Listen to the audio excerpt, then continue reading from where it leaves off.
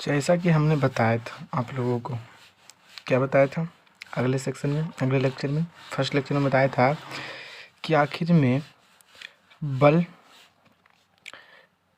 क्या होता है, बल क्या होता है, बल का अनुभव कैसे करते हैं, बल कितने प्रकार का होता है, ठीक है। और वह बल जो होता है वो किस किस में कार्य करता है, यानी कि बल का पूरा मैंने डिफिनेशन भी दिया था, सारा का एग्जाम्पल भी दिया था।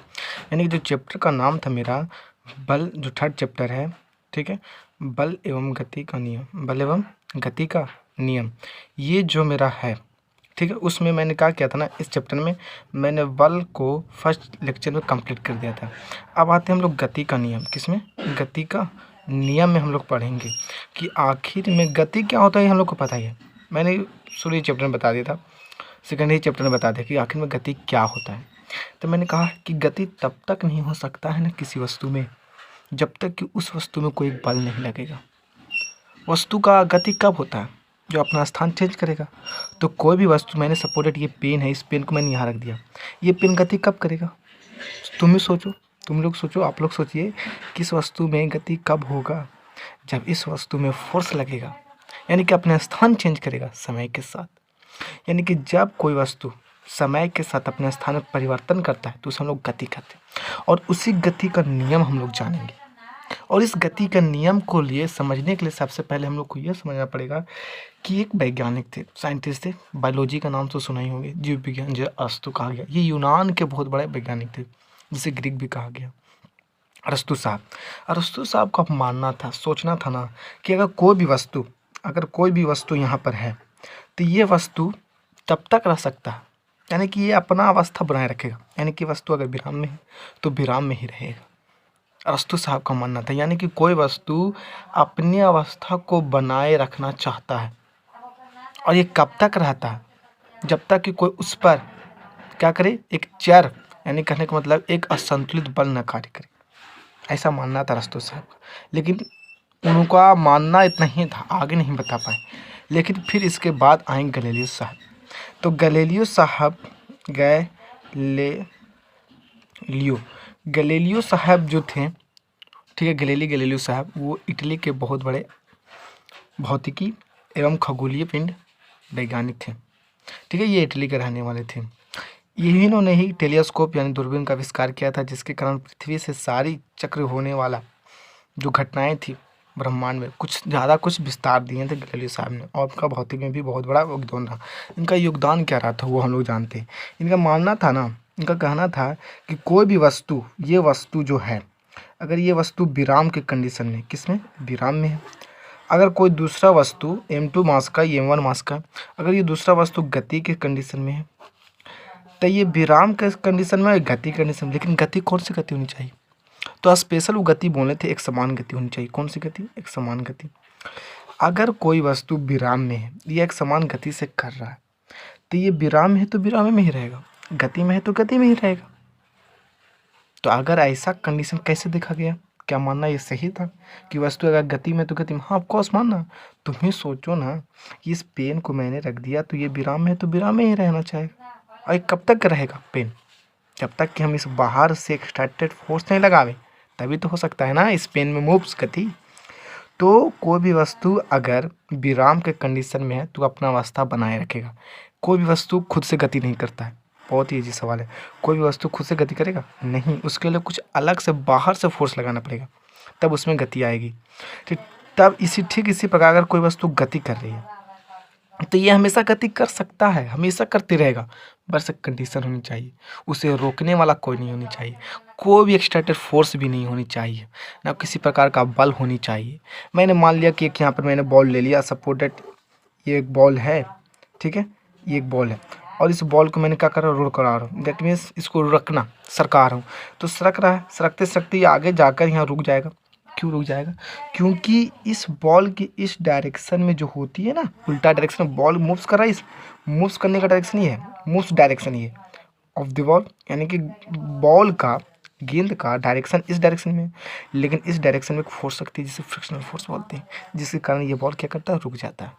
यानी कि अगर इस बॉल की एक समान गति है ठीक है, यूनिफॉर्मली स्पीड है। तो अगर यूनिफॉर्मली स्पीड यूनिफॉर्मली मोशन है तो ये बॉल हमेशा चलते रहेगा। अगर इसको रोकने वाला कोई भी सरफेस यानी कि किसी प्रकार का घर्षण फ्रिक्शनल फोर्स ना हो, घर्षण बल ना हो, तब गैलीलियो साहब का ये कहना था।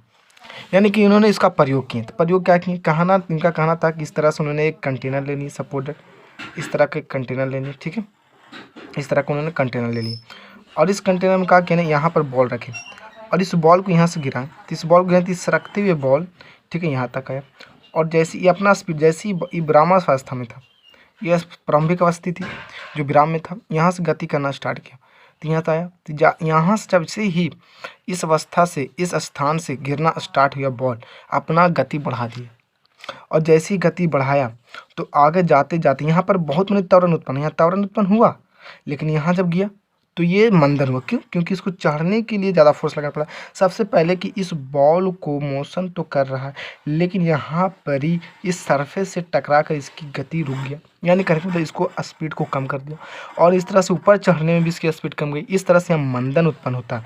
यानी कहने का मतलब कि इस तरह का कंटेनर में अगर कोई बॉल को गिराया गया था, यानी गैलीलियो साहब का प्रयोग करना था कि जब हम किसी भी बर्तन में या कंटेनर में यह प्रारंभिक स्थिति से गिराना स्टार्ट करते हैं तो वो मूव्स करता है, वह अधिक त्वरण उत्पन्न करेगा क्योंकि इसकी गति बढ़ जाती है विरामावस्था से। और जब किसी भी वस्तु का अगर वेग में परिवर्तन होता है समय के साथ, उसी को त्वरण कहते हैं। लेकिन जैसे ही यहाँ पर आगे जाता है तो इसका स्पीड कम जाता है, अर्थात मंदन। अगर त्वरण घटे, अगर स्पीड घटे या बढ़े, त्वरण तो हमेशा उत्पन्न होगा ही होगा। तो इनका ये मानना था, इनका मानना था यही। तो इस तरह से कहने का मतलब कारण था, गैलीलियो साहब का कहना था कि यही कहना था कि अगर कोई भी वस्तु एक समान गति से है, ठीक है, तो उसका कोई भी त्वरण नहीं होगा, क्योंकि एक समान गति से किसी भी प्रकार का त्वरण नहीं होता है। क्योंकि जब वह अपना वेग ही नहीं चेंज करेगा, चाल ही नहीं वेग चेंज करेगा, तो उसका त्वरण नहीं उत्पन्न होगा। क्योंकि त्वरण ही कहता है the rate of change in velocity following time taken, यानी कि समय के साथ अपने किसी भी वस्तु का वेग में परिवर्तन ही उस वस्तु का त्वरण कहलाता है। तो यहाँ पर फिलहाल तो ये एक समान से कह रहा मूव्स करने के लिए। तो कोई भी वस्तु अगर एक समान चाल से हो, किस चाल से हो, एक समान चाल से हो, तो कोई भी वस्तु एक समान चाल से होती है तो यह क्या करती है, वो मूव्स, वो किसी भी प्रकार का त्वरण उत्पन्न नहीं करती, उसका त्वरण अर्थात जीरो होता है, ठीक है। तो इनका मानना था कि जब कोई वस्तु विराम की अवस्था में या एक समान गति में हो और वह उस वस्तु गति तो हमेशा करते रहेगा यदि उसे रोकने वाला कोई नहीं हो। ठीक इसी प्रकार से कहा गया था ना कि इसको रोकने वाला इस सरफेस हो गया घर्षण बल, ये घर्षण बल हो गया और यहाँ पर जो ऊपर चढ़ रहा है यहाँ पर इस तरह से जो नीचे की ओर एक गुरुत्व बल लगेगा, यानी कि घर्षण बल। और इस तरह से बीच में हवा जो रोकने वाला भी होगा। तो उन्होंने कहे थे ना कि अगर इस कंटेनर से इस घर्षण को हटा दी जाए, हवा निकाल दी जाए, तो ये इसकी जो मूव करने की जो कंडीशन होगी हमेशा एक समान होगी, कहीं नहीं रुकेगी। धीरे धीरे इस तरह से देखा गया, जैसे ही इसकी काम किया गया ना, इसकी स्पीड बढ़ती गई। इस तरह से एक बार एक सरल रेखा बना दिया। तो यहाँ से जैसे ही बॉल को गिराया गया, बॉल गिरा, इसकी बॉल गिरेगी, इसकी धीरे धीरे स्पीड बढ़ती गई, बढ़ते बढ़ते ये अधिक दूरी तक तय करने लगा। यानी कहने का मतलब है अगर किसी भी ऊंचाई से किसी वस्तु को ढलान से गिराएगा तो उसकी स्पीड बढ़ेगी और जब स्पीड बढ़ेगी तो दूरी ही ज़्यादा ही तय होगा। ऑफकोर्स सोचने वाली बात है, जितना स्पीड ज़्यादा कम समय में दूरी उतना ही ज़्यादा। तो यहाँ पर इसकी ढलान कम कर दी गई, यहाँ से इतना कर दी गई, तो धीरे धीरे इसकी दूरी अधिक हो गया। क्यों? क्योंकि स्पीड बढ़ गया, ऊपर से आ रहा था, क्योंकि इसको मंदन ही नहीं हुआ बल्कि और त्वरण बढ़ रहा है। तो इस कंडीशन में हम कह सकते हैं कि कोई भी वस्तु जिस अवस्था में रहना चाहेगा उसी अवस्था में रहेगा, चाहे वह अवस्था उसकी विराम की हो या उसकी अवस्था गति की हो। तो इनका कहना था ना कि जब कोई वस्तु क्या किस कंडीशन में हो, गति के कंडीशन में, गति या एक समान गति से हो और या फिर विरामा के कंडीशन में हो, तो वह वस्तु उसी में रहेगा। और इसी को नियम को उन्होंने जड़त्व कहा। अर्थात जड़त्व उस पदार्थ का गुण है जो खुद क्या करेगा, अपना स्थान परिवर्तन नहीं करेगा। इस बात को याद रखना। यानी कहने का मतलब ये जड़त्व क्या होता है, तो ध्यान से समझना जड़त्व आखिर में क्या होता है, जिसको हम लोग बोलते हैं इनर्शिया। क्या बोलते हैं इसको? इनर्शिया बोलते हैं। जड़त्व क्या है? यानी कि जड़त्व बोल सकते हैं, जड़त्व किसी भी पदार्थ का वह गुण है जो अपनी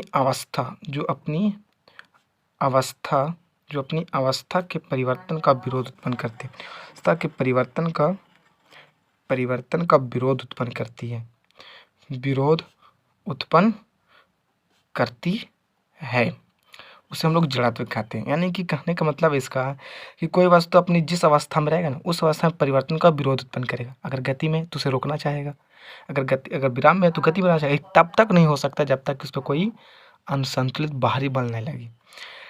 यानी कहने का मतलब है कि जब कोई वस्तु विरामावस्था में हो, किस अवस्था में, विरामावस्था में हो या गति की अवस्था में हो, या एक समान गति से हो,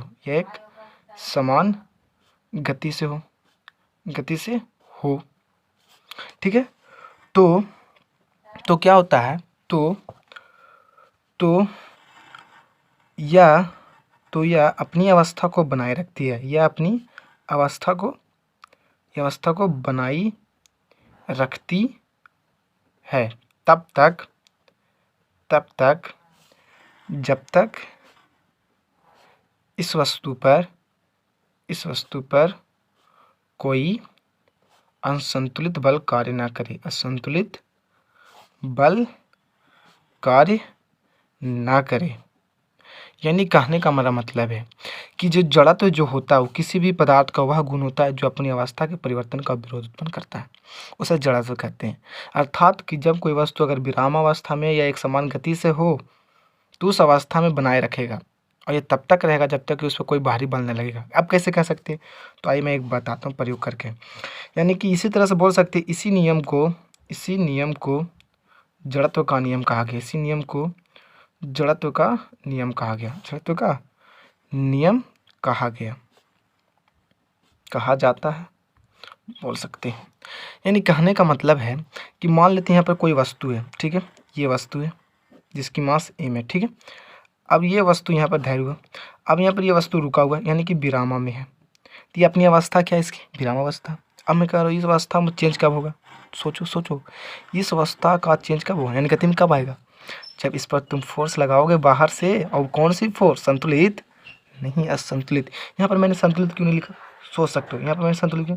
संतुलित का मतलब होता है कि किसी भी, मैंने पीछे बताया था कि किसी भी वस्तु पर संतुलित बल लगेगा तो उस वस्तु में किसी प्रकार का चेंजिंग नहीं होगा। अगर वो गति में है तो गति में रहेगा, अगर संतुलित बल लगा तो, अगर विराम में तो विराम में रहेगा, संतुलित बल लगा तो नहीं। किसी भी वस्तु को गति में करने के लिए उस पर लगने वाला बल हमेशा असंतुलित बल होनी चाहिए। दुनिया में कोई भी वस्तु तब तक गति नहीं कर सकती है कि जब तक उस वस्तु पर लगने वाला बल असंतुलित बल ना हो। अगर संतुलित बल होती है तो कभी भी वस्तु मूव्स नहीं करेगी, इस बात पर ध्यान रखना। यानी कि संतुलित बल अगर लगेगा तो तुम ही बताओ, उस पर कोई प्रभाव ही नहीं पड़ेगा, उसका परिणाम ही जीरो होगा। तो जैसा कहता है ऐसा ही। तो इस वस्तु को चेंज करने के लिए, विरामा से गति लाने के लिए वस्तु पर फोर्स लगेगी, चाहे किसी भी डायरेक्शन में हो, तो फोर्स तो लगेगी, तो ये गति करेगा। तो मैंने बोला ना, इस अवस्था को चेंज करने की, यानी कि वस्तु पहले विराम में था तो विराम में ही रहना चाहेगा, तो इसी को तो जड़त्व कहेंगे। लेकिन इसको जब तक रहेगा जब तक इस पर फोर्स नहीं लगा दे, और इसी को जड़त्व का नियम कहेंगे। अगर कोई वस्तु अगर गति में है, मान लेते हैं कि कोई एक लड़का है, ठीक है, कोई एक लड़का, सपोज दैट कोई एक लड़का जो दौड़ रहा है, ठीक है, क्या कर रहा है, दौड़ रहा। तो ये कोई लड़का जो दौड़ रहा है, ये दौड़ते कब रहेगा, इस डायरेक्शन में गति कब करते रहेगा, इस डायरेक्शन में कभी गति करेगा जब तक कि इसको रोकने के लिए कोई बाहरी बल ना हो, असंतुलित बल ना हो। ये गति करते रहेगा, हमेशा करते रहेगा।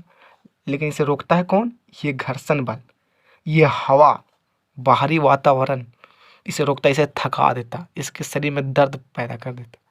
ये दौड़ेगा, इसके अंदर घर्षण बल इसे नहीं दौड़ने देता, इसलिए तो थक जाता आदमी। और बायोलॉजी में कह सकते हो कि दौड़ते दौड़ते रहने के कारण इस शरीर में कुछ क्या होती है ना, दर्द होने लगती है इस पैर में।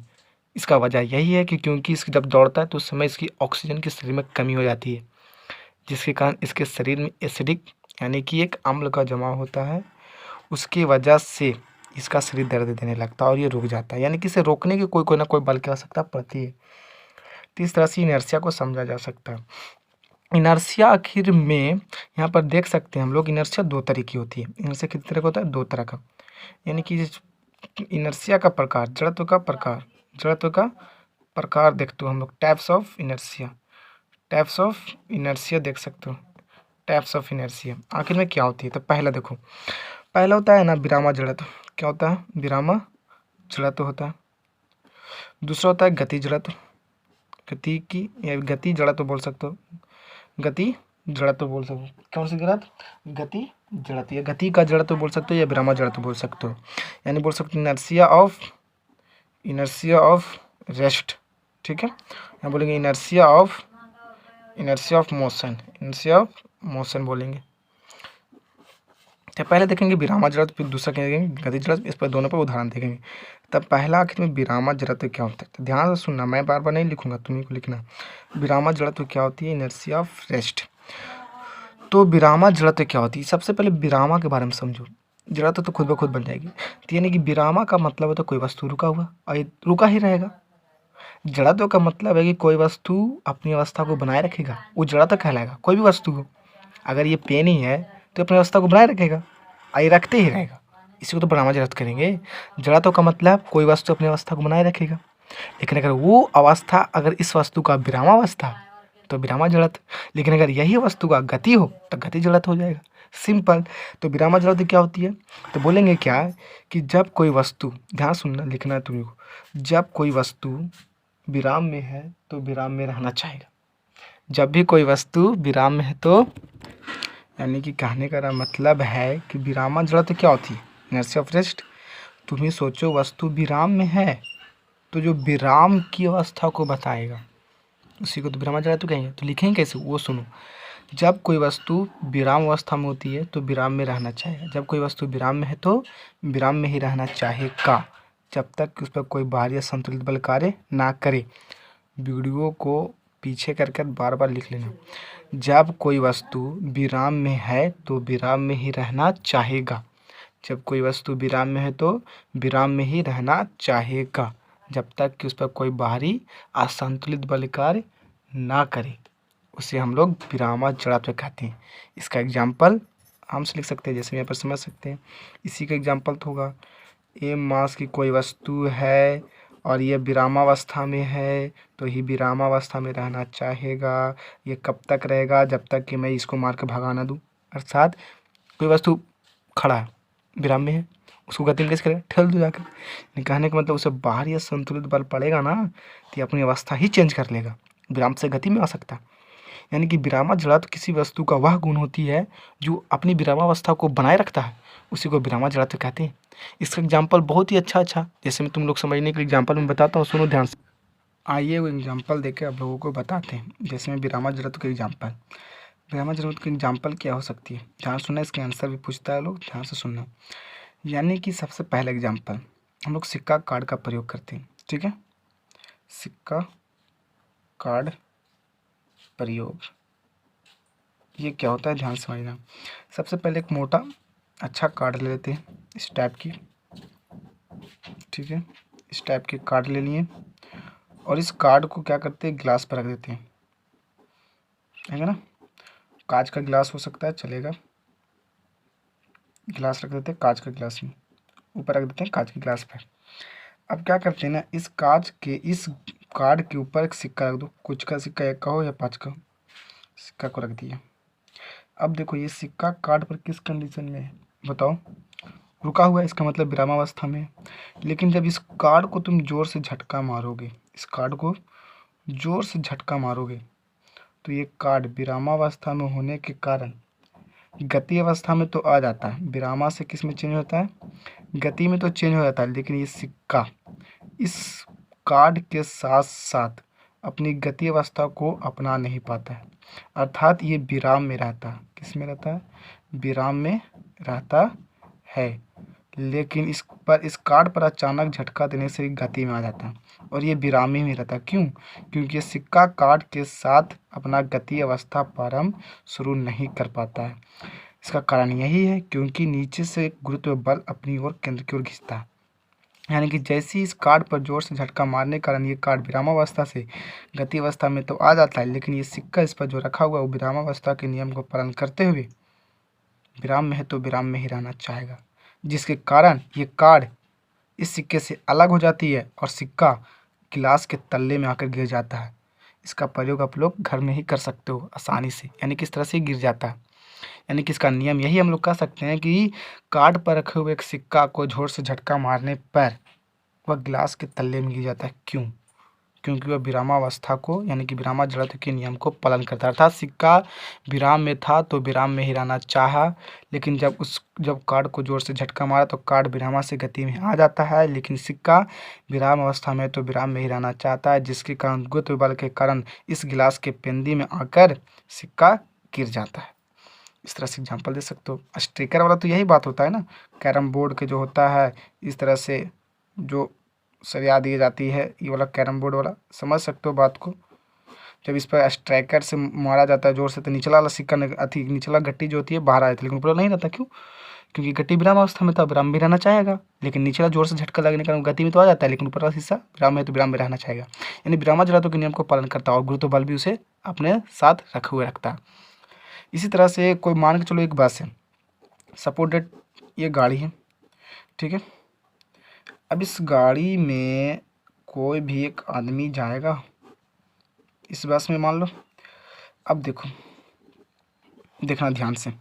अब इस बस में कोई भी मान के चलो एक व्यक्ति है, खड़ा है या फिर बैठा हुआ है सीट पर, तो क्या होता है ना, ये विरामा में अवस्था में, किस अवस्था में? विरामावस्था में। तो विरामावस्था में, लेकिन जैसे ही कार या फिर गाड़ी या बस चलना स्टार्ट करता है, ये आदमी इस गाड़ी के जाने का डायरेक्शन नहीं रहती, इस विपरीत डायरेक्शन में झुक जाता है, अर्थात पीछे की ओर झुक जाता है। क्या करता है? झुक जाता है, यानी कि झुक जाता है। ऐसा क्यों? यानी कि किसी बस में बैठे या खड़े व्यक्ति बस का अचानक चलने के कारण पीछे की ओर झुक जाता है। क्यों?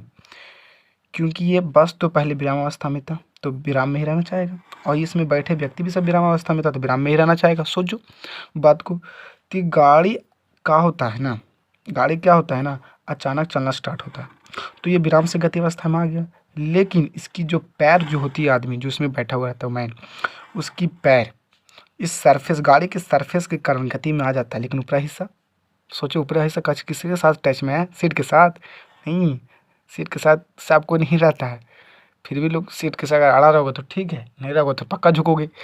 देखो इसकी पैर जो होती है ना, इस बस के सरफेस के साथ गाड़ी के साथ साथ गति में आ जाता है, लेकिन शरीर के ऊपरा हिस्सा विराम में है तो विराम में ही रहना चाहेगा, लेकिन ये बस गति में आ जाने के कारण ये क्या करता है, विराम में है तो विराम में रहना चाहेगा, लेकिन इस पर असंतुलित बल कार्य लगने के कारण ये पीछे की ओर झुक जाता है। इसका एग्जाम्पल हम लोग दे सकते हैं और बहुत मनी है। जैसे मैं मान के चलो यहाँ पर पेड़ है, ठीक है, सपोर्टेड ये पेड़ है, ठीक है।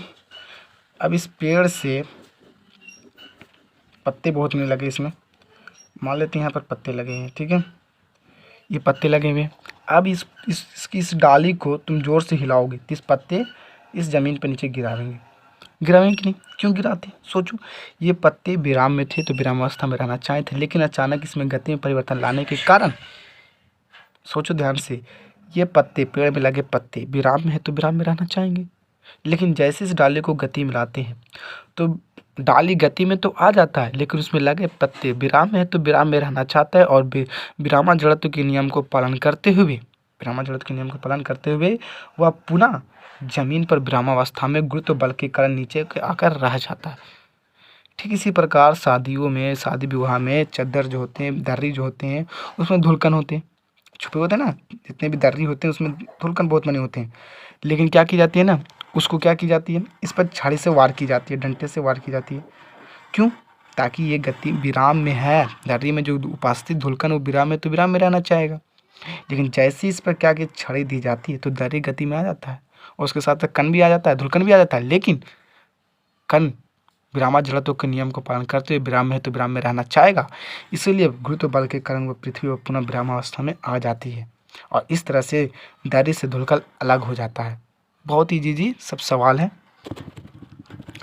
अब देखते हैं गति जड़त्व। आखिर में अब दूसरा देखते हैं गति जड़त्व क्या होता है। गति जड़त्व ये भी विरामा जड़त्व जैसा, लेकिन इसका जो मेन जो कंडीशन होगा वो गति में ही रहना चाहिए। इसका लिखोगे क्या, इसको समझो क्या। देखो जैसे मैंने बताया था विरामा जड़त्व, बताया था मैंने, विरामा जड़त्व का मतलब कोई भी वस्तु क्या होगी, विराम में होगी तो विरामा जड़त्व, लेकिन इसमें कोई भी वस्तु एक समान गति से होगी तो उसे गति जड़त्व कहेंगे। तो यहाँ पर ही समझने की क्या है कि जब कोई वस्तु गति में है तो गति में ही रहना चाहेगा। लिखना है, ध्यान सुनो, जब कोई वस्तु गति में है तो गति में ही रहना चाहेगा। कब तक? जब तक उस पर कोई बाहरी असंतुलित बल कार्य ना करे तब तक। वो गति में ही रहेगा, उसे गतिज जड़त्व कहेंगे। यानी कि जब कोई वस्तु गति में है तो गति में ही रहना चाहेगा जब तक कि उस पर कोई बाहरी असंतुलित बल कार्य ना करे, उसे गतिज जड़त्व कहते हैं। इसका उदाहरण कैसे होगा, एग्जाम्पल समझो। एग्जाम्पल के मान के चलो, इस सड़क पर, मान लो इस सड़क है, इस पर कोई बच्चा दौड़ रहा है, सपोर्टेड दौड़ रहा है। अब यहाँ से दौड़ तो रहा, तो ये हमेशा दौड़ते रहेगा, दौड़ते रहेगा, और ये तब तक दौड़ते रहेगा जब तक इसे कोई बाहरी रोक ना सके, एक समान गति से रहेगा। तो इसे समझने के लिए मैं एग्जांपल देता हूँ तुम्हें। एग्जांपल में देखो, चलती हुई बस अचानक रुक जाने के कारण उसमें जो जितने भी यात्री होते हैं, यात्री, हाँ बस आदमी, कुछ भी, कोई भी, वो आगे की ओर झुक जाते हैं जब ब्रेक अचानक मारेंगे तो। यानी कि चलते हुए बस को अचानक ड्राइवर के द्वारा, चालक के द्वारा ब्रेक मारने पर उसमें रहे बस यात्री क्या करते हैं, आगे की ओर झुक जाते हैं। यानी कि बस आगे की ओर झुक जाएंगे, यानी कि आगे की ओर झुक जाते हैं। आगे की ओर क्या होती है, झुक जाती है किसी भी बस या घर में, ठीक है। कारण क्या है, तो कारण देखो क्या, क्यों झुक जाते हैं, देखना। चलती हुई बस गति में है तो गति में रहना चाहेगा, चाहेगा क्या, लेकिन चालक ड्राइवर के द्वारा ब्रेक मारकर बस को क्या कर दिया, गति में से था तो विराम मिला दिया। तो तुम ही सोचो, अगर गाड़ी गति में है तो उसमें रहने वाला सारे आदमी भी गति में है कि नहीं, बाहर की अपेक्षा अंदर में तो सब आदमी अपने में विराम अवस्था में होते हैं, क्योंकि लोग आपस में बात करेगा ना कि जहाँ हम है वहाँ तुम हो, तो गाड़ी के अंदर सब विराम अवस्था में है, लेकिन गाड़ी से बाहर गाड़ी तो गति अवस्था में है ना, एक स्थान से दूसरे समझा रहा है ना। तो गाड़ी गति में तो गति में रहना चाहेगा, उसमें रहे आदमी भी गति अवस्था में होगा। तो इस कंडीशन में सोचो कि अगर कोई वस्तु गति में है तो गति में ही रहना चाहेगा कि नहीं, क्योंकि गति जड़त्व का नियम पालन करेगा। लेकिन उसमें कोई असंतुलित बल कौन लग रहा है, ब्रेक लगा रहा है, और जब ब्रेक लगेगा तो गाड़ी तो रुक जाएगा। लेकिन अब बताओ, गति जड़त्व का नियम पालन करता है कि नहीं वो आदमी, उसका फर्श, उसके पैर जो होती है वो फर्श के कारण विरामावस्था में आ जाता है, रुक जाएगा। लेकिन उसकी ऊपरी हिस्सा कहेगा हम गति में है भाई, तो गति में रहना चाहेंगे ना, तो गति में रहो, तो गति में रहने के कारण आगे झुक जाता है। इसीलिए सादे विवाह में जानते हो क्या होता है, जितने भी दौरे वौरे होते हैं ना मिठाई उठाए, वो क्या होता है, गाड़ी के ऊपर छत्ते पर नहीं रखते हैं, मतलब ऊपर नहीं रखते। क्यों, क्योंकि ब्रेक मारने पर सारा मिठाई आगे फेंका जाएगा, इसलिए उसे पीछे रखते हैं, डक्की में या टिंकी में बोलते, जो बोलते उसमें रखते हैं। यानी कि समझो, कोई वस्तु अगर गति में है तो गति में ही रहना चाहेगा। अगर मैंने कहूँगा ना, मैं इस तरह से भी देखोगे तुम लोग, तो ब्रेक मारते हो, साइकिल चलाते हो, स्कूटर चलाते हो, क्या नहीं चलाते हो, बड़े बड़े गाड़ी चलाते हो। तो सोचो, अगर तुम स्कूटर चला रहे तो तुम चलाते चलाते अचानक ब्रेक मारा, तो जहाँ तुमने ब्रेक मारा गाड़ी का वहाँ रुका, सोचो रुका नहीं, क्यों, क्योंकि गाड़ी गति में था तो गति में रहना चाहा, लेकिन तुमने अचानक असंतुलित बल तो कार्य किया, तो कार या फिर गाड़ी या फिर स्कूटर वो ऑब्जर्व नहीं कर पाया ब्रेक को उतना, इसी के कारण वो ब्रेक क्या, टायर जो होती है घिसाते हुए आगे जाकर रुकता है। कहता है ना कार भी कहता है कि अगर हम गति में है तो गति में ही रहना चाहेंगे, इसलिए वो आके जाकर रुक जाता है। यानी तुम ब्रेक में मारोगे तब वो आगे जाकर रुक जाएगा, इस कंडीशन को हो सकता है। इसी तरह से और समझ सकते हो, बहुत मेरी एग्जाम्पल है ऐसा ऐसा, जिस तरह से भी बस वाला बताया उसी तरह से आगे भी एग्जाम्पल दे सकता हूँ। इस तरह से तुम्हारा एग्जाम्पल है कि चलती हुई बस से बाहर कूदते समय सावधानी बरतनी चाहिए। ऐसा क्यों, चलती हुई बस से कूदते समय सावधानी बरतनी चाहिए। यानी कि मान के चलो चल रहा, कोई बच्चे को दिखता है ना पीछे लटक जाता है, कूदकता है तो क्या करता है, मान के चलो इस टेम्पू है, ठीक है, देखो आज तुमको टेम्पू छाप के बताते, देखो ये टेम्पू है, ठीक है। अब इस टेम्पू में देखना ध्यान से, 3 चक्का होता है, चलो ये टेम्पू हो गया। अब इस टेम्पू में पीछे क्या करता है, बच्चा लटक जाता है कि नहीं बोलो, और 2-3 को बच्चा होता है। अब ये टेम्पो तो जा रहा है, अब पीछे लटका हुआ है, लटका हुआ, तीज जा रहा है गति में, तो गति में रहना चाहेगा। लेकिन ये बच्चा, अब इसका घर तो यहाँ पर है, पहुँच गया घर अपना, तो ये कूदेगा ना, पहले ही तो कूदता है, तो ये कूदेगा तो एकदम खड़ा रह जाएगा, ठीक है, ये कूदेगा तो खड़ा रह जाएगा। लेकिन ये कूदता ऐसा कि नीचे गिर जाता है, नीचे क्या करता है, गिर जाता है सड़क पर। सोचो ऐसा क्यों, ये कूदा तो चलते रहा, इसका मतलब है ना कि ये गति में है तो गति में रहना चाहेगा, लेकिन ये बच्चा जो कूदा ये गति का नियम का पालन किया हुआ, अर्थात चलते हुए गाड़ी या ट्रेन से कूदते हो तो उसी के दिशा में हमेशा चलते रहना। क्यों, क्योंकि गति में हो तो गति में रहो ना भाई, उसके विरुद्ध क्यों जा रहे हो, तो गिरोगे ही ना। लेकिन ये इसको पता नहीं था, ये गिर जाता, ये नहीं गिरता, क्यों, क्योंकि इसको पता था, अरे खाता है इससे कि अरे तोरा जिस तरह जाए थलो ने कार उधरे जाना चाहे था, तो अगर उधर नहीं जा रहे थे नहीं, इसे तो गिर गई। अगर तू कूदा ही ना टेम्पू ऊपर से तो उधरे चलल कर वही दिशा में, तो नहीं गिरमी। हम देखने नहीं गिरे, तू गिर गई। इसी बात को सोचो, ऐसा क्यों कहता है लड़का, क्योंकि ये गति में है तो गति में, क्योंकि टेम्पू गति में था तो गति में रहना चाहा, लेकिन ये सनिया पल नहीं किया, इसलिए मुंह के भारे गिरा, हाथ घो टूटा। टेम्पू पर लटको लेकिन दिमाग से। ऐसा सब बहुत एग्जाम्पल है, ठीक है। बस इतना ही आज के बाद, अगला लेक्चर बाद में।